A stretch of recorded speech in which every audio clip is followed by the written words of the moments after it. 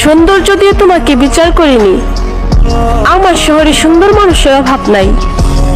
তারপরও এই মন বলে তোমাকেই লাগবে, শুধু তোমাকেই। জানি না কেন তোমার এত ভালোবাসি, জানি না কেন তোমার সাথে কথা না বলে থাকতে পারি না। সব কষ্টের মাঝেও তোমার কথা মনে পড়ে, একা থেকেও চোখ বন্ধ করলে সাথে তোমাকে দেখি। তুমি আমার সুখ, তুমি আমার শান্তি, তোমাকে ছাড়া আমি শূন্য।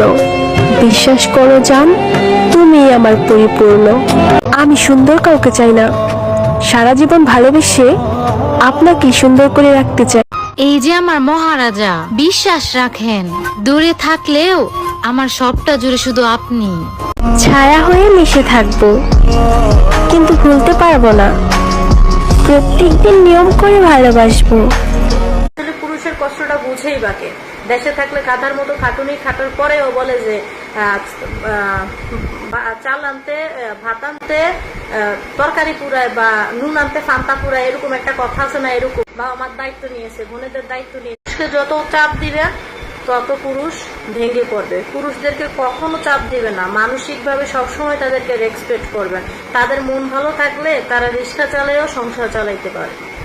খালারা, জেডিরা তোমার প্রতি যতটা ভালোবাসাই দেখেক না, কিন্তু তোমার মায়ের মতো তোমাকে ভালো কেউ বাসতে পারবে না। কথায় আছে না যে চিরা বলো মুড়ি বলো ভাতের সমান নয়, চাচি বলো জেডি বলো মায়ের সমান না। মায়ের ভালোবাসা যে কি জিনিস সেদিন তুমি বুঝবা। যে তুমি যে আমার ভিডিওটা দেখতেছো, তোমাকে বলতেছি, আচ্ছা তোমার মতো একটা ভালো মানুষ হতে গেলে আমার কি করতে হবে বলো তো?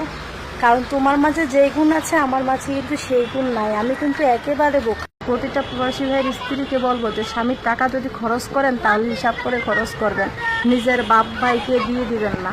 কারণ আপনার স্বামী ব্যতীত আপনার আপন কেউ না। বাবা মা আপন, সেটা আমি মানি, সেটা হচ্ছে বিয়ের আগে। তারা আপনার আপনজন, তারা আপনাকে ভালোবাসবে, সেটাও আমি জানি।